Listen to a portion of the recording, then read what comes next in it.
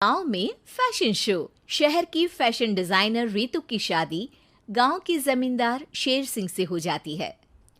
लेकिन शहरी कामकाजी रितु का गांव में मन नहीं लगता। क्या सासू माँ, ये गांव में तो कुछ नहीं है, मेरा दिल ही नहीं लगता यहाँ, क्या करूं मैं। अरे बेटा, जहाँ पति का कारोबार बीवी तो वही अच्छी लगती है ना। अब हम लोग इतने पैसे वाले हैं कि गांव में मेरे बेटे लायक लड़की ही नहीं मिली।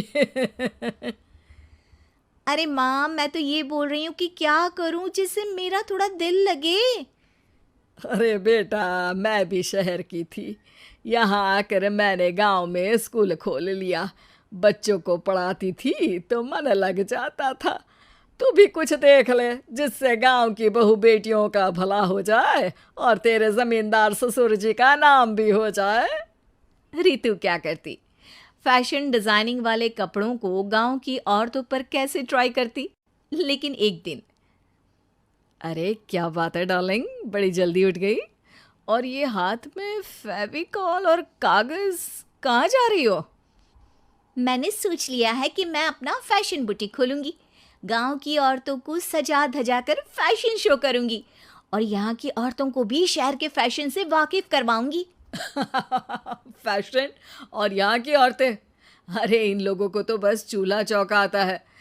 खाली समय में एक दूसरे के सर से जुएं निकालती हैं या फिर अचार पापड़ बनाती है।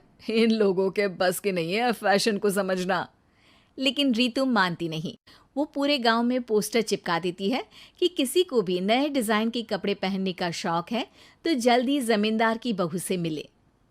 लेकिन रितु की दुकान में 2 दिनों तक तो कोई आता ही नहीं। पर एक दिन, अरे कमला, क्या हुआ, क्या देख रही हो?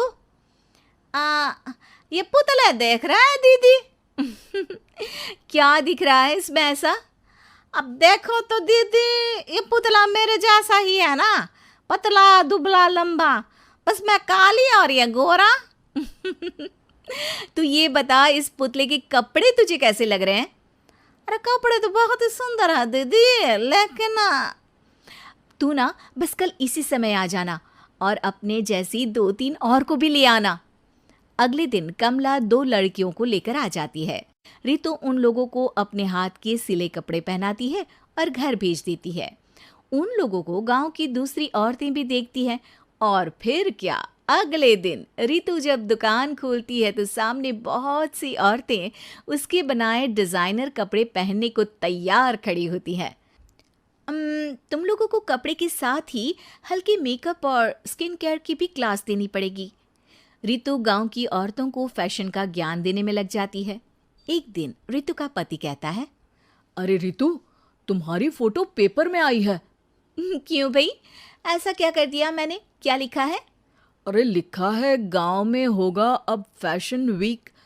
अरे हाँ, कल ना कोई फ़ोन आया था मीडिया वालों का, तो मैंने भी बोल दिया कि फैशन शो तो अब गांव में होगा। लग रहा है उसी की खबर बना दी है। तभी रितु को एक फ़ोन आता है। हेलो, कौन बोल रहा है? जी मैं काम्या बात कर रही हूँ, लुक में फैशन वीक से। हम लोगों ने आपका काम देखा। हम शहर वर्सेस गांव का फैशन थीम में एक फैशन शो आपके गांव में करना चाहते हैं। अरे वाह, ये तो बहुत ही अच्छी बात है। मैं अपनी मॉडल्स के साथ शो में हिस्सा ज़रूर लूँगी। बस अब क्या था, वो दिन भी आ जाता है जब रितु की गांव की गोरी शहर की छोरी के साथ स्टेज शो में हिस्सा लेती हैं। शो के बाद, अरे आपकी वो जो कलेक्शन है ना, मैं उसकी पूरी सीरीज खरीदना चाहती हूँ। सच में आपने वो कपड़े डिजाइन करे जो आज के लोग आसानी से घर और बाजार में पहन सकते हैं। और बजट में भी है। हम भारतीयों के लिए तो ये डिज़ाइन बेस्ट है जी।